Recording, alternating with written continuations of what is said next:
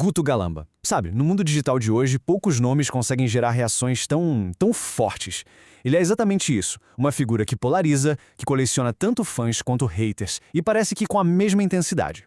E essa frase, olha, resume bem a imagem pública dele, né? Ele é basicamente um para-raios de controvérsias. É alguém que parece que cresce no meio do confronto, que nunca, jamais fica em cima do muro. Então, a grande pergunta que fica é, essa persona toda, essa coisa explosiva, é só provocação barata? Um show? Ou tem de fato um método bem calculado por trás de todo esse caos? É isso que a gente vai tentar desvendar agora. Ok, para a gente entender o método, primeiro a gente precisa mergulhar um pouco na profundidade desse histórico controverso dele. O próprio Galamba se vê como um veterano da tal cultura do cancelamento. Ele diz que, olha, desde que o Instagram era mato, lá no comecinho, ele já enfrentava onda de crítica.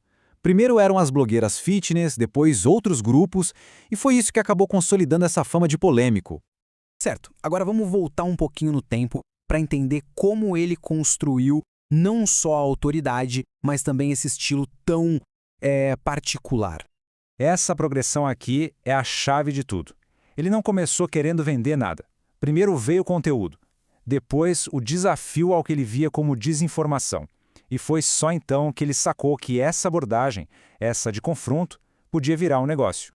E aqui, ó, tá a base da credibilidade dele lá no início. Não era só a opinião dele contra a de outra pessoa. Não, tinha um método, era sistemático. Ele buscava dados, artigos científicos para rebater o que ele considerava sem fundamento. E foi exatamente isso que fez ele se destacar no meio da multidão. E a partir desse ponto que aquela persona provocadora vira, de fato, uma estratégia de negócios muito bem pensada. Então, o ponto crucial é este. O Galamba não se enxerga como um influenciador comum. Para ele, a influência não é o produto final. É só uma ferramenta, um meio para alavancar os negócios reais que ele tem por trás. Um exemplo perfeito dessa estratégia em ação. Ele pegou uma trend política super popular, o Faz o M, do Pablo Marçal, e adaptou para o negócio de emagrecimento dele. O resultado? Bom, ele perdeu seguidores que não curtiram a mistura, mas as vendas dele simplesmente dispararam. E isso só reforça a ideia, a confusão que ele causa não é um acidente, não é um efeito colateral. É o topo do funil de marketing dele. A polêmica é a isca, a porta de entrada. Só que, claro, toda essa controvérsia gera um risco enorme.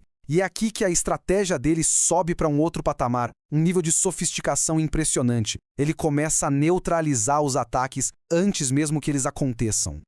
Ele foi lá e criou um projeto gratuito, de larga escala, o Movimento Anti-Obesidade. O que ele oferece? Plano de dieta, treino, apoio psicológico, tudo de graça. E mais de 90 mil pessoas já foram impactadas por isso.